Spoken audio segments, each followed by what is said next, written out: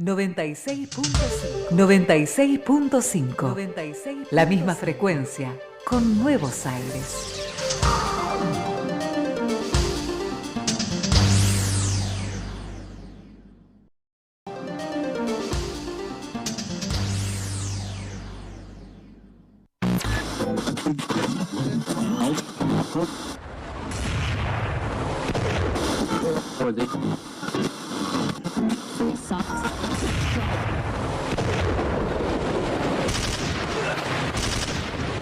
Estas instalaciones se encuentran bajo el control del Comando de la Revolución de la Información Nacional, Sabotaje Local. No toque su dial. No toque su dispositivo digital. Nosotros controlamos la transmisión.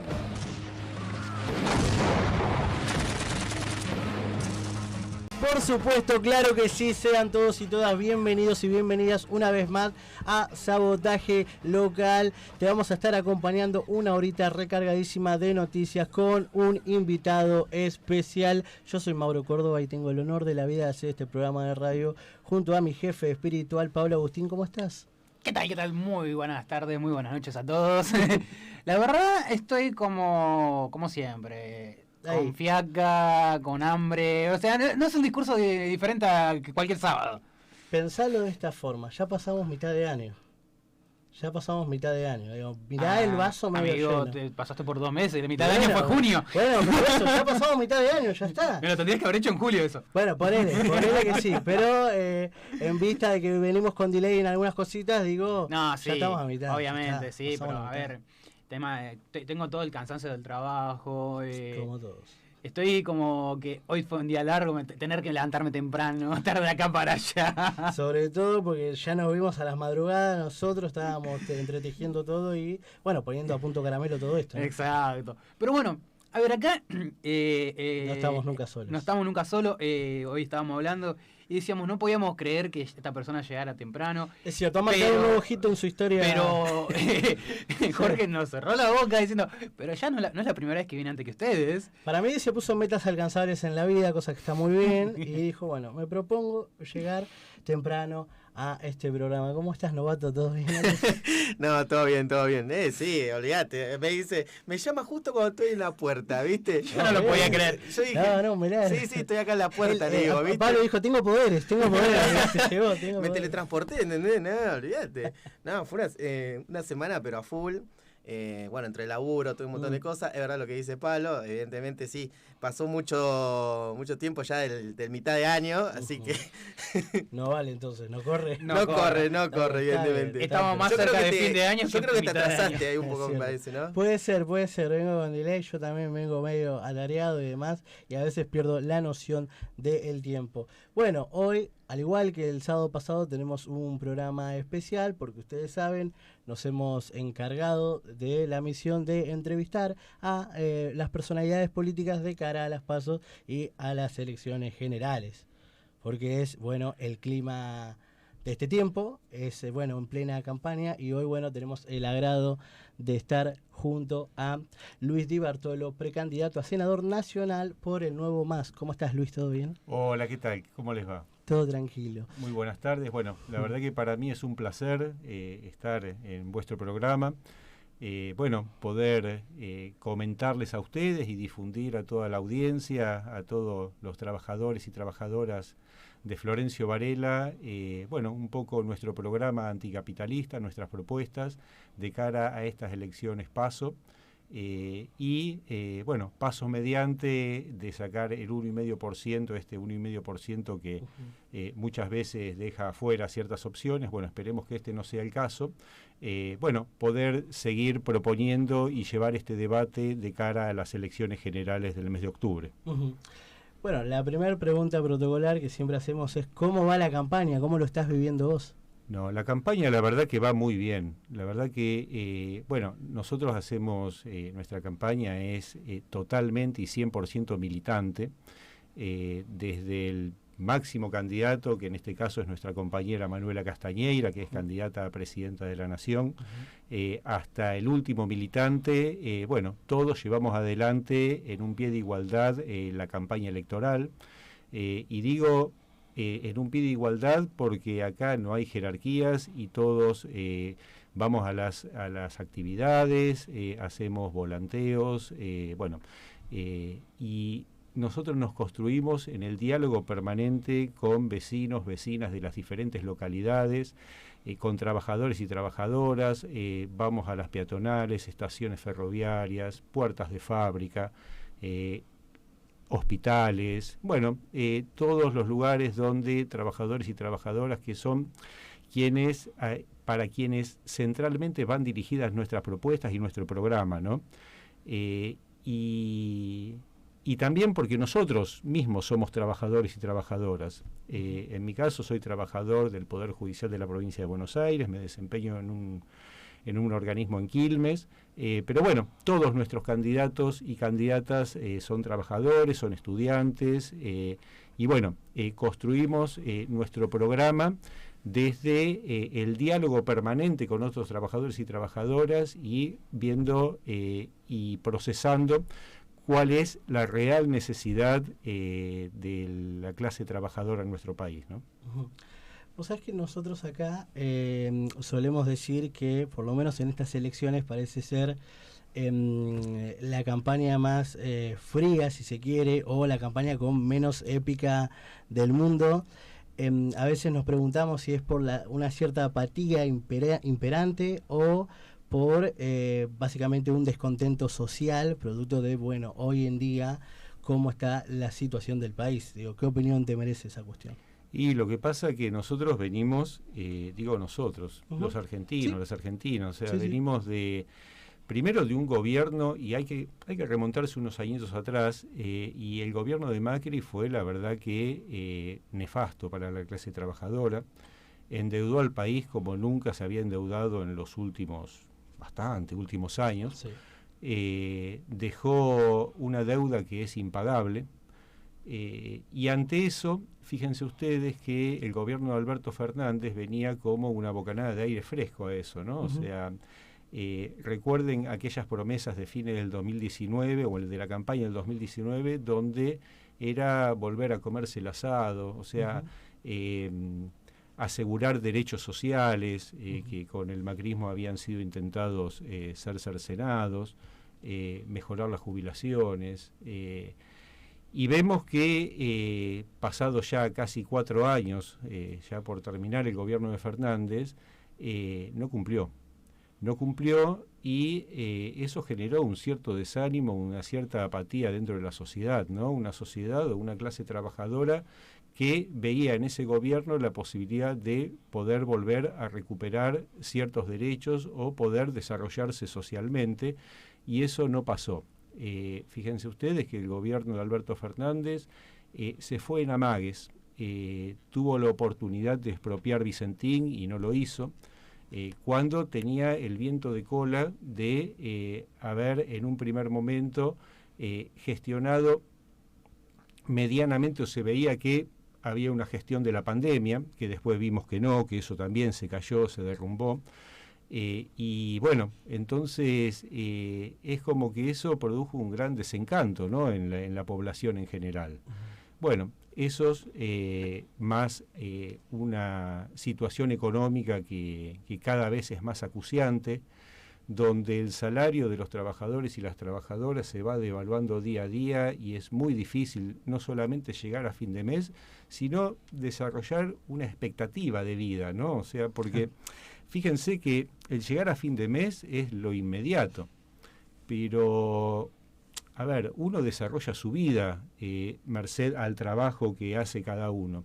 Entonces, hoy por hoy, lo que hay en la clase trabajadora es una frustración inmediata de no poder llegar a fin de mes, pero también una frustración a mediano o a largo plazo es de no poder desarrollar un proyecto de vida. Pasa en las trabajadores y trabajadoras jóvenes el que ya no solamente no se puede acceder a una vivienda, sino hoy por hoy ya hasta cuesta alquilar.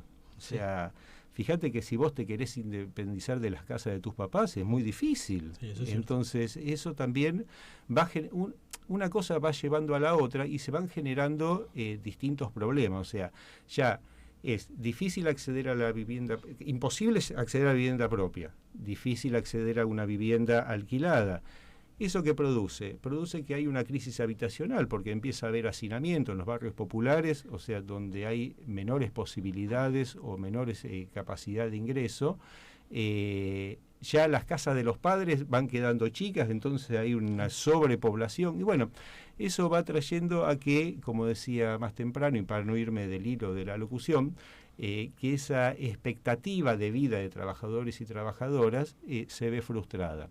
Entonces, bueno, eso hace que hoy por hoy haya un cierto como sentimiento de que la política a lo mejor no sería capaz de poder resolver los problemas cotidianos de trabajadores y trabajadoras. Bueno, nosotros venimos a presentar un programa para desmitificar eso, para poder alertar de que hay una salida por fuera de lo que propone lo que nosotros llamamos los partidos patronales, y que esa salida va a estar de la mano de poner en el eje de debate y en el centro de la cuestión a los trabajadores y a las trabajadoras. Nos parece a nosotros que estamos como criados y como que tenemos como un mandato, o sea, propio de la educación, propio de que... Mandato social. Un mandato social, exactamente, gracias, donde todo debe leerse o debe verse desde la óptica de los empresarios, de los patrones, de los jefes. Bueno, nosotros decimos que no,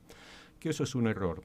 Y que debe ponerse en el centro de la escena a los trabajadores y a las trabajadoras. Bueno, a partir de eso se desarrolla el programa que venimos a proponer. ¿Ustedes planean, digamos, una cuestión de shock económico, por así decirlo? Sí, ese es el punto fundamental del programa. Fíjense, y lo habrán visto en nuestros volantes, nosotros proponemos un aumento del salario mínimo vital y móvil a 500.000 pesos. Y decimos que es posible porque para ello proponemos afectar las ganancias de los grandes empresarios, de los capitalistas, tanto del campo como de la industria. Bueno, entendemos que dinero hay, lo que pasa es que ese dinero está acaparado en pocas manos. Bueno, entendemos que debe haber una redistribución de la riqueza, una redistribución de las ganancias, y merced a eso poder, como bien dice Ale, hacer un shock económico en favor de la clase trabajadora. Bueno, vos hablabas un poco de las propuestas que traen. Hay un debate en el mundo que al menos yo considero que más temprano que tarde se tiene que dar, y tiene que ver con la reducción de jornada laboral, de pasar a 8, a 6 horas. ¿Ustedes qué posturas tienen respecto a ese debate y cómo lo ven? No, a ver, el tema de la reducción de las jornadas a 6 horas de trabajo nos parece que puede ser una medida que complemente un plan económico o un plan económico-social. Ahora, por sí solo la medida no genera nada. ¿Por qué? Porque bien puede ser que se utilice, como dice algún sector de la izquierda, que se utilice para redistribuir horas de trabajo entre más personas, o puede ser también que lo utilice la patronal porque en sus ritmos de producción le conviene más. O sea, no es una medida anticapitalista ni socialista per se, sino que puede ayudar, puede ser una medida que ayude en el marco de un plan integral, ¿no? Entonces, entendemos que sí, que puede ser una medida que sea viable, pero no descolgada. O sea, no es si fuera como una medida descolgada, pasaría a ser un eslogan, y eso no beneficiaría o no traería nada beneficioso a trabajadores y trabajadoras. Sí, hacerlo dentro, como les decía, de un programa que, entre otras, tenga esa medida y tienda a redistribuir horas de trabajo entre trabajadores y trabajadoras que se encuentran desempleados. Se me ocurre pensar en este momento tema FMI y deuda, porque uno siempre asocia quizás al trotskismo en general o a las izquierdas en general de desconocer la deuda con el Fondo Monetario Internacional, como alguna vez se escuchó allá lejos y hace tiempo en alguna que otra campaña. ¿Tu visión al respecto? Mira, nosotros proponemos, y está dentro de nuestro programa de medidas anticapitalistas, romper relaciones con el Fondo Monetario Internacional. Para nosotros la deuda contraída por el expresidente Mauricio Macri es ilegal, es ilegítima. Es una deuda que la contrajo el Poder Ejecutivo por sí mismo, sin haber utilizado los mecanismos para poder endeudarse, que son, o sea, el único que puede endeudarse es el Congreso de la Nación, o sea, o se puede endeudar el país por una ley del Congreso, mejor dicho, ¿no? Para hablar con propiedad. Bueno, eso no se hizo. Entonces, en principio es ilegal y también es ilegítima. ¿Por qué? Porque es una deuda que fue contraída sin tener en vista el motivo por el cual, para qué se recibió ese dinero, o sea, y en qué se invirtió. Nadie lo sabe, o sí, o todos lo sabemos, que fue dinero que fue a la bicicleta financiera y que sirvió para enriquecer a unos pocos o para que unos pocos fuguen ese dinero nuevamente hacia afuera, pero capitalizado hacia sectores privados o sectores de los bancos, ¿no? Por eso nosotros decimos que esa deuda no solamente es impagable, sino que también, al ser ilegal e ilegítima, no debe ser desconocida. Bueno, eso no fue lo que hizo el gobierno actual, ¿no? O sea, el gobierno actual, o sea, no solamente la legitimó, sino que hizo un plan de pago, ¿no? Hizo un plan de pago, exactamente. El tema Martín Guzmán y todo lo que eso significó, incluso para el propio gobierno en sus internos. Exactamente, sí. Así que bueno, nosotros entendemos que la deuda no debe pagarse y que ese dinero del no pago de la deuda debe ser reinvertido en el país, ¿no? O sea, con este shock anticapitalista que decía al principio, en el cual entendemos que la primera medida debe ir al salario de los trabajadores y trabajadoras. ¿Y de dónde sacamos eso? Y acá voy a lo que decía al principio, que nosotros tenemos un debate y una charla permanente con distintos sectores del trabajo privado, del trabajo estatal. Hablamos con nuestros compañeros y compañeras de trabajo, salimos a las calles, vamos a las puertas de fábricas. Ayer con un grupo de compañeras y compañeros estuve en la planta sideral que está acá en Florencio Varela, ahí en el límite entre Bosques y Berazategui. Y bueno, y ahí charlábamos, ¿no? Fuimos a un cambio de turno, entonces charlábamos con los trabajadores que entraban y que salían. Y bueno, ellos están en un proceso de un plan de lucha, a través de su sindicato, de la UOM, y bueno, ahí el problema central es el salario, es que el convenio colectivo de la UOM está muy por debajo de lo que necesita un trabajador para poder llegar a fin de mes y hacer su proyecto de vida, como decíamos antes. Bueno, ahí están en este proceso de las conciliaciones obligatorias, ¿no? Tanto a nivel nacional como a nivel provincial, que también es un juego, ¿no? Donde la patronal se aprovecha de estas cuestiones leguleyas para poder ir estirando e ir desgastando los procesos de lucha de los trabajadores, ¿no? Bueno, ahí ya esta conciliación estaba por cerrarse y bueno, ahí los trabajadores estaban viendo y estaban discutiendo en asambleas los pasos a seguir, si iban a un plan de lucha o a ver qué finalmente era lo que la patronal les iba a ofrecer. Creo que el lunes están haciendo una nueva reunión en el ámbito del Ministerio de Trabajo y después de eso se reunirán en asambleas para ver cómo sigue. Bueno, esto se los cuento porque, para darle difusión a esta lucha de este sector de la UOM, de trabajadores que son mismos trabajadores locales, a lo mejor haya muchos de ellos que nos estén escuchando. Sí, vecinos. Exactamente. Exactamente. Y además de eso, también mostrarles a ustedes y mostrarles a la audiencia de que esa es la relación que tenemos nosotros con el sector de los trabajadores, ¿no? O sea, es un diálogo permanente, nosotros vamos, charlamos, nos dicen, nosotros les contamos nuestras experiencias y bueno, y así se va nutriendo y se va haciendo un ida y vuelta que hace que después, cuando llegan el momento de las elecciones, porque esta es una tarea que nosotros hacemos, semana a semana, es una tarea gris y cotidiana que hacemos y es el día a día de la militancia, en eso va nuestra militancia o parte de nuestra militancia, y eso hace que cuando llega el periodo electoral podamos decir, bueno, nosotros elevamos una propuesta que es una propuesta sólida, ¿por qué? Porque está discutida en el día a día con los sectores que nosotros representamos y de los cuales nos nutrimos y de los cuales somos parte, ¿no? Que es la clase trabajadora. Sí. Vale.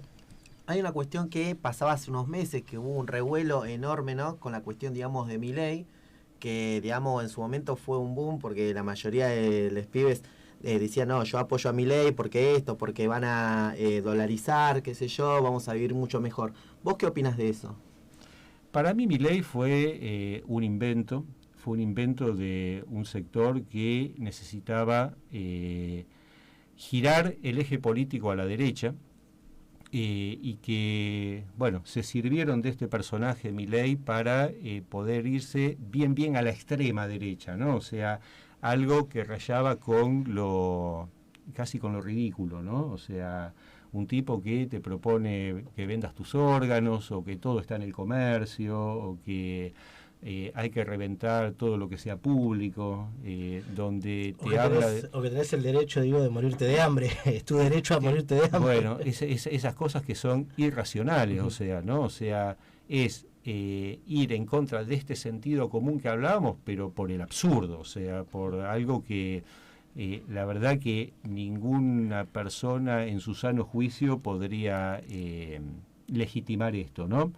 Ahora, ante ese desencanto de la política que decíamos al principio, por el fracaso de los últimos gobiernos, por esta frustración de sectores populares, de que el gobierno que supuestamente venía a salvarle la situación o a mejorarle la vida no lo había logrado o no lo había sabido hacer, bueno, un cierto sector de la población que, giró hacia ese lugar, ¿no? O sea, y también fomentado por los grandes medios de comunicación, ¿no? Medios que se servían de esto, que a lo mejor su idea no era ir al extremo, pero teniendo un extremo, después podían consolidar a otras figuras, como podía ser un más moderado que era Larreta, o un intermedio en la fase represiva como puede ser Patricia Bullrich, ¿no?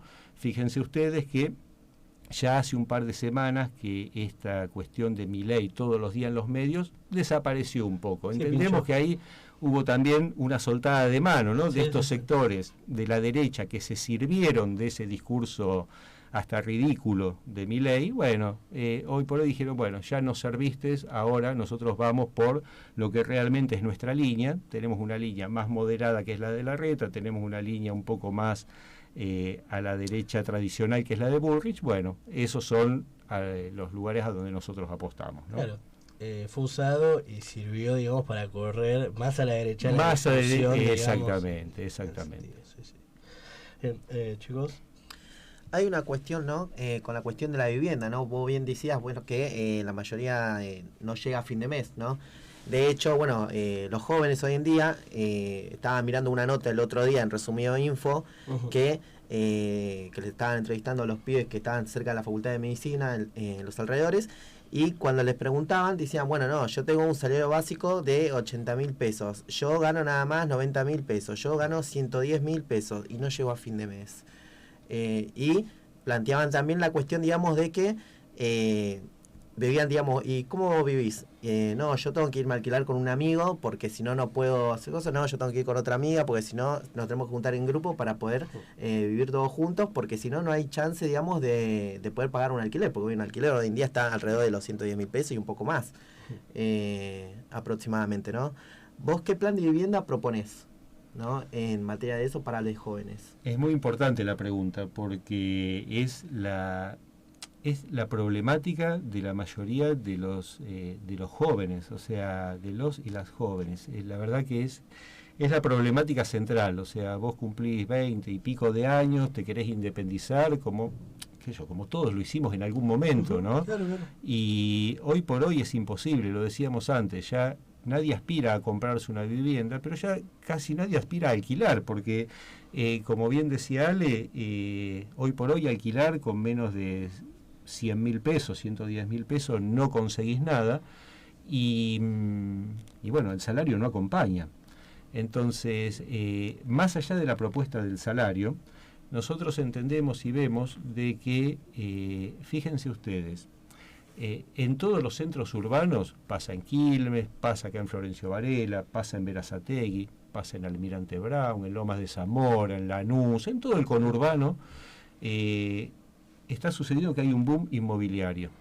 O sea, se están construyendo torres de edificios por todos lados. ¿Para quién son esas viviendas? Es un lobby tremendo ahí. O sea, ¿para quién son esas viviendas? O sea, y aparte, si decimos que ningún trabajador o trabajadora, por mejor sueldo que tenga, porque también está cortado el crédito hipotecario, o sea, ¿quién compra esas viviendas? O sea, por un lado tenés una crisis habitacional, que ya nadie puede aspirar a comprar una vivienda. A gata se puede alquilar y se construyen torres de edificios por todos lados. Algo está mal. O sea, alguien está acaparando la riqueza, alguien está teniendo ganancias exorbitantes que le permite montar esta burbuja inmobiliaria, pero tenés a la mayoría de la población trabajadora que no puede acceder a su propia casa. Bueno, nosotros entendemos que eso hay que revertirlo totalmente.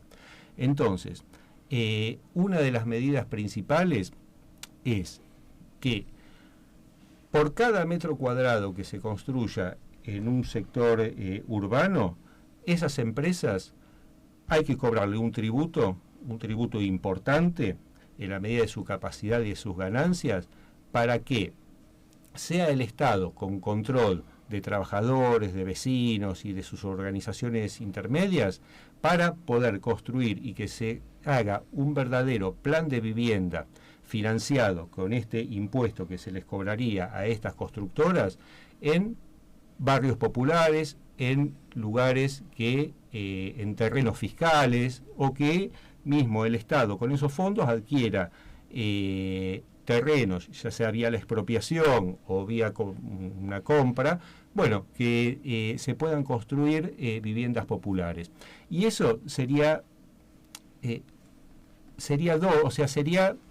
un beneficio por partida doble. ¿Por qué? Una, porque estarías paliando la situación de crisis habitacional, y otra es que estarías generando y fomentando la obra pública, que no solamente va a dar trabajo, sino que mueve todo un engranaje de otros rubros y otros gremios, como ser todo lo que es periférico a la construcción, ¿no? Sí, mueve la rueda. Desde los materiales, desde la logística, desde el transporte, bueno. Entonces entendemos que esta sería una medida anticapitalista, es una medida que va en beneficio directo de las mayorías populares y que se financia con la ganancia de los empresarios. Bueno, entendemos que esa puede ser, no digo una solución, porque después en el transcurso del desarrollo es donde iremos viendo si eso es una solución, es un paliativo, pero pienso que puede ser un paliativo muy, muy importante para descomprimir ese hacinamiento que hay en los barrios populares, y darle la posibilidad o la dignidad a los trabajadores y trabajadoras de poder, sobre todo a los jóvenes, pero también a los no tan jóvenes, de poder acceder a su propia vivienda.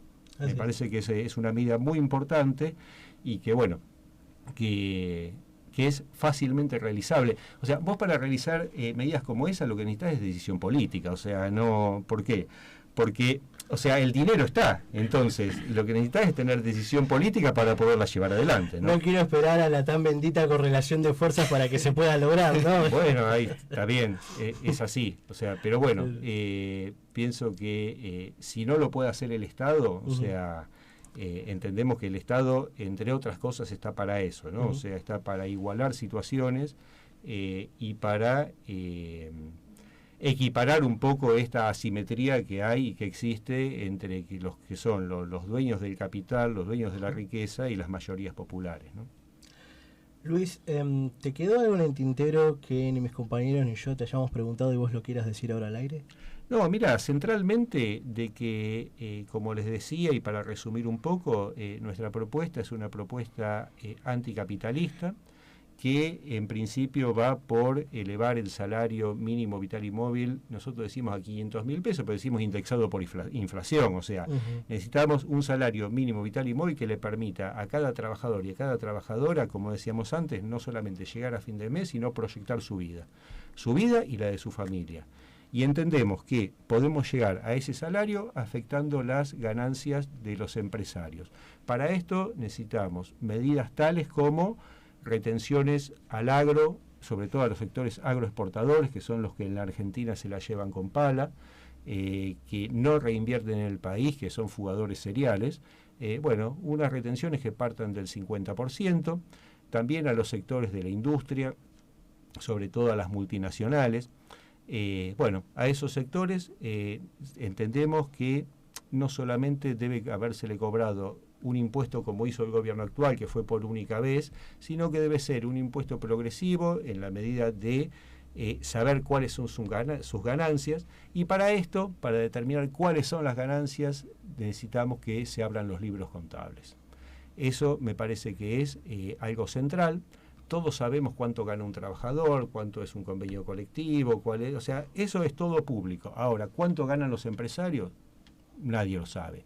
A lo mejor lo sabrá algún organismo del Estado donde se presentan las declaraciones juradas, pero no es público. Bueno, nosotros necesitamos que eso sea público porque a partir de ahí se desarrolla todo el plan. A partir de ahí se cobran los impuestos, se determina quién gana más, en qué medida, y sobre esas ganancias es de donde se grabaría para obtener los recursos, saber quién puede pagar esos 500.000 pesos, y también aquel que no lo pueda pagar y que lo pueda demostrar habiendo sus libros contables, merced a estos grandes impuestos que se le cobrarían a esos sectores, el Estado podría redistribuir, y aquel que no pueda pagar, por ejemplo, a nosotros nos preguntan muchas veces, una pyme o un pequeño comercio no puede pagar un salario de 500.000 pesos. Bueno, ahí tendrá que estar el Estado, y que el empleador pueda pagar el salario en la medida de sus posibilidades, sabiendo cuáles son sus ganancias, y el Estado poder cubrir esa otra parte. O sea,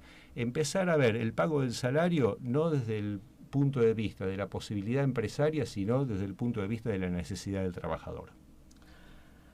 Luis Di Bertolo, precandidato a senador nacional, pasó por Sabotaje Local. Muchas gracias por esta comunicación. Gracias a ustedes. Música, información, opinión, entretenimiento. 96.5 FM Aires. Seguinos en Instagram como @FM Aires. Continuamos con más Sabotaje Local. Lo que estabas disfrutando era 1915 con su tema Extranjero. Ahora bien, una ruedita de noticias más o menos para que te enteres qué anduvo pasando, quién dijo qué cosa en este hermoso y bendito país. El gobernador de la provincia dijo: lo que se está discutiendo en estas elecciones son los derechos. Diferenció los dos modelos de país que pretenden Unión por la Patria y Juntos por el Cambio. También cruzó al juez de la Corte Suprema, Carlos Rosenkrantz, por llamar populista al movimiento peronista. Cerró Axel Kicillof el sexto encuentro del ciclo de jornadas por Derecho al Futuro, a poco más de una semanita de las PASO para definir los candidatos en estas elecciones. Hablar de derechos es algo que tal vez parezca trivial, para nosotros es terriblemente profundo en un momento en donde se está discutiendo si los argentinos y las argentinas tenemos derecho. Esa discusión es la que se está dando de cara a las elecciones, dijo desde San Pedro. Ellos proponen volver al pasado, aseguró el mandatario, y advirtió: nos van a dejar sin futuro, en una propuesta organizada por la Jefatura de Asesores del Gobernador para debatir sobre el desarrollo y la ampliación de los derechos del pueblo bonaerense, que comenzó cerca del mediodía, con algunas distintas mesas en las que se debatió sobre la soberanía de las vías navegables y energéticas. Creo que es un tema clave este. Allí, en tanto, estuvieron el intendente local Cecilio Salazar, el ministro de Producción de Ciencia e Innovación Tecnológica de la provincia, Augusto Costa, y la diputada nacional Agustina Propato. Bien, cambiando radicalmente de tema, tenemos que hablar de Jujuy, porque la cosa fue escalando después de la violenta represión a cargo de Gerardo Morales. La cosa no se puede obviar ni ignorar, a tal punto que Casal pidió a la Corte que trate el rechazo del gobierno a la nueva constitución de Jujuy. Hace un mes el máximo tribunal había pedido dictamen al procurador general interino por el escrito de Alberto Fernández sobre la declaración de inconstitucionalidad de la reciente reforma parcial de la Carta Magna de Jujuy, impulsada por Gerardo Morales. El jefe de los fiscales, Eduardo Casal, pidió a la Corte que trate este rechazo tras todo lo ocurrido y que sigue siendo materia de noticia internacional porque varios organismos internacionales, valga la redundancia en esto, se han pronunciado con suma preocupación con respecto a la provincia jujeña. Bien, en otro orden de noticias tenemos que hablar que sojeros retienen 10 millones de toneladas y especulan con un nuevo dólar diferencial. ¿Te acordás? ¿Cuántos dólares más quieren? ¿Cuántos dólares más quieren? No quieren la reedición del dólar agro y lo quieren infinitamente, ¿viste? Porque ya tienen la chancha, los 20, la máquina de hacer chorizo, no, es todo. Quieren todo el monopolio, pero ellos solos. No, todo. Es una cosa que el vicio, ¿viste? El vicio los tiene mal y la quieren todas los chimbergüenchas. De acuerdo a los datos de la Cámara que nuclea a las exportadoras agroindustriales, sigue cayendo la molienda de sojas. En parte se debe por la sequía, pero también incide la especulación de los productores. Así que se ve que han lanzado sus lágrimas de cocodrilos con respecto a la sequía, porque están especulando y quieren una nueva reedición. La venta del maíz se aceleró en los últimos 9 días como consecuencia del dólar agro a 340 pesos, con una liquidación de divisas ubicada en los 1.600 millones de dólares. De todas formas, el plato fuerte del sector permanece bien graduado en las silobolsas. Claro, los muchachos se sentaron arriba de las silobolsas y no dejaron escapar nada. Se sentaron ahí, pum, pusieron ahí el traste ahí. Esto es mío, nadie lo toca, yo no liquido nada y lo lamento si hay faltante. Al cierre del mes de julio, los grandes jugadores sojeros retenían un poco más de 10 millones de toneladas de la campaña 2022-2023, de acuerdo a los datos difundidos por la Cámara que nuclea a las cerealeras exportadoras Ciara SEC. Ante la escasez de divisas en el Banco Central, no sería extraño que el sector reclame nuevamente un tipo de cambio de diferencial o la eliminación de las retenciones por la decisión de no vender grano, sumado a la caída de la producción por la sequía. Hubo una nueva baja en la molienda de soja, compensada en parte con las importaciones de grano desde los países hermanos de Paraguay y Brasil. Así que así las cosas, damas y caballeros. Los muchachos las quieren para ellos nada más. Todita para ellos nada más. Bien, señor jefe espiritual, ¿qué va a pasar en el obelisco? En realidad la pregunta es ¿qué está pasando en el obelisco? ¿Qué está pasando en el obelisco? Quiero saberlo. Bien, recordemos, el año pasado hubo un evento que también ya lo estuvimos anunciando, cuando el streamer argentino Coscu transmitió por primera vez en el obelisco. El campeón. Fue la primera transmisión en la plataforma de Twitch en la punta del obelisco, donde fueron momentos icónicos de muchas cosas que ocurrieron. Ahora se suma a lo que es el streamer santafesino, Sprint, Iván Bajenuk. Está en estos momentos haciendo un stream de 24 horas consecutivas en el obelisco. Bien, a ver, estamos hablando que en estos momentos ya está en vivo. Vos ves las fotos y es el obelisco y alrededor una multitud de chicos, chicas, adolescentes, grandes, queriendo ver el tema de cómo están haciendo la transmisión. O sea, a siempre abrí. El chabón está jugando videojuegos con la computadorita en la punta del obelisco. 24 horas. 24 horas va a estar haciendo. 24 horas sin descansar. No, tiene que haber un descanso. Los descansos siempre están, pero tengamos en cuenta que es una transmisión de 24 horas en el obelisco. A diferencia de lo que fue por Coscu, que fueron por un par de horas, que se fue una transmisión. A ver, partamos lo base. Entrar al obelisco y escalarlo no es sencillo. No, para nada. Hay una cantidad de pasos que primero en principal te lo tiene que autorizar lo que es la Ciudad Autónoma de Buenos Aires. Obvio. Luego de eso tiene que haber un montón de personal ahí apoyando y acompañando, porque encima lo que es el tema del equipo, el hardware que se tiene que utilizar, tiene que ser algo fácil de montar y desmontar arriba.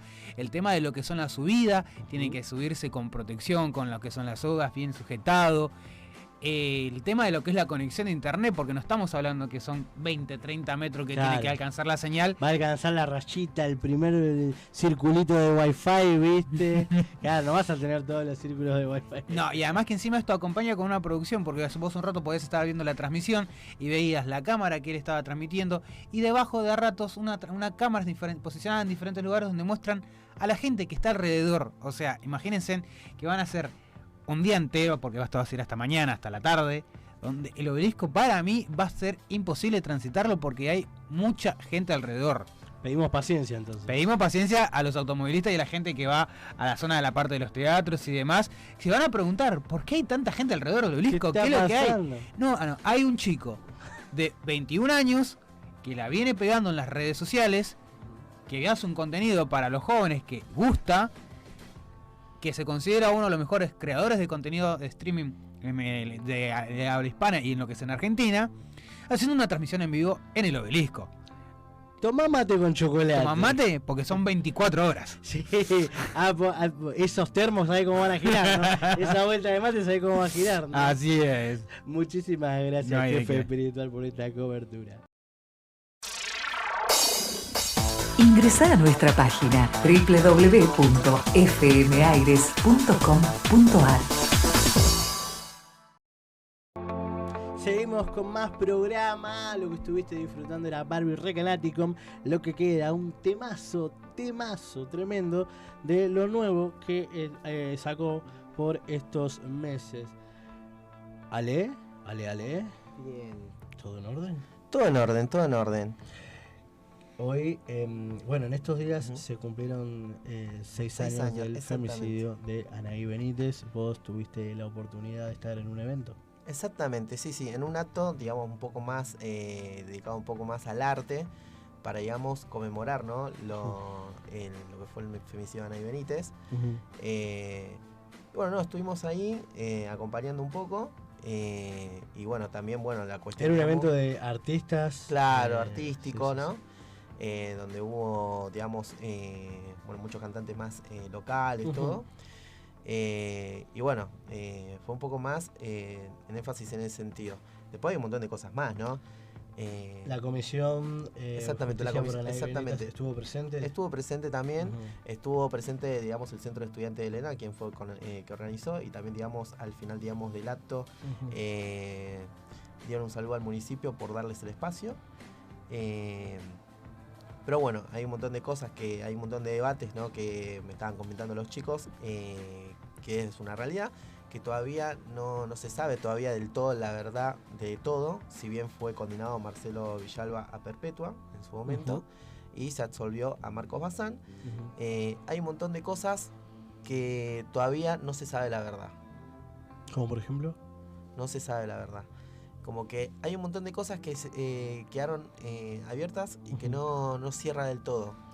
Es por eso que yo estaba viendo flyer y demás que pedían transparencia en el caso del femicidio. Exactamente, porque evidentemente, algunos de los compañeros de Anaí planteaban y decían, pero a ver, ¿cómo puede ser que no sigan investigando como corresponde y que nos acusen a nosotros y que nos digan de todo cuando en verdad ellos no están buscando la data verdadera? ¿Y qué tiene que ver los pibes? Si los pibes están pidiendo justicia, claro, ¿por qué le indilgan algo a los jóvenes? Si no, exactamente. Si los pibes lo único que quieren es justicia por el caso y la transparencia de un caso que estuvo repleto de irregularidades. Exactamente. Cuando se conoció luego una investigación, mejor dicho, una investigación, no el caso, una investigación repleta de irregularidades. Exactamente. Y que ellos lo que piden, digamos, de hecho la Comisión de Verdad, Justicia y Transparencia por Anaí Benítez plantea, ¿no? Esta cuestión, digamos, de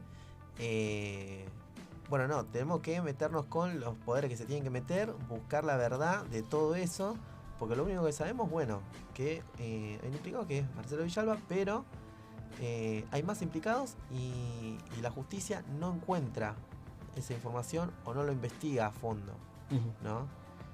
Y hay un cuestionamiento en ese sentido, ¿no? Que era lo que ellos mismos planteaban. Justamente claro. Yo venía charlando con ellos ahí en el lugar y todavía está esa cuestión ahí, ¿no? Ok. Muchísimas gracias, Novato. No, gracias a vos, Mauro. Bien, lo que sigue es Él mató a un policía motorizado. Un segundo plan. De Florencio Varela al mundo. Descarga la aplicación desde el Play Store. Búscanos como FM Aires y escúchanos en vivo en cualquier parte.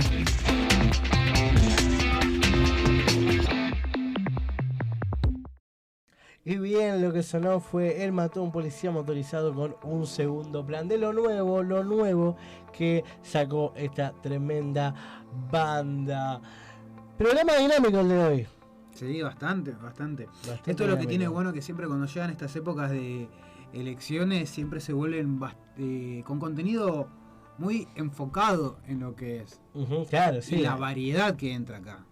Absolutamente. Tenemos de todo, No, además del popurrí invitado, un popurrí invitado y lo que se viene. Y lo que se viene, Chicas y chicas, no saben ustedes.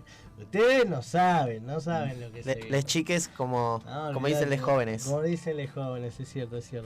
Claro, ahí ya se me cayó el DNI a mí, ¿viste? Ahí ya se me cayó el DNI. Y bueno, nada, ¿viste? Me siento como el señor Bers, ¿viste? Con gorrita, ¿viste? Como el señor Bers. Con la gorrita así, haciéndose pasar por... Yo tengo un recuerdo, ahora hablando, digamos, de edad, ¿no? Un poco, ¿no? Sí. Me acuerdo que una vez dijiste que después de los 30 ibas a hacer algo, no me acuerdo. ¿Vos qué hiciste, Pablo? No me acuerdo bien. Y es más... Que se iba a volver vegetariano. Y es más, lo vengo cumpliendo, aunque a ustedes no les parezca, lo vengo cumpliendo. Una, por lo caro que está la carne, y otra... Esto se pone sencillo. ¿Querés comer una hamburguesa ahora de la noche? ¿Quién invita? No es vegetariano. Porque también puede estar la opción vegetariana, la opción veggie, no sé cómo le dicen. Te le voy a sacar una foto y lo voy a subir a Freds para decir, sí, este muchacho no es vegetariano, está comiendo un patty. Igual soy vegetariano porque también como un poquito de pescado. Cuando puedo y cuando hay, me puedo dar el ojo de monotribu triste de comer un poquitito de pescado, porque la verdad que me gusta un montón. Bien, chicos. Nos tenemos que retirar. Saludos finales. Yo soy Pablo Agustín. Yo soy Ale Vallejos. Yo soy Mauro Córdoba y esto fue Sabotaje Local. Chau, gente.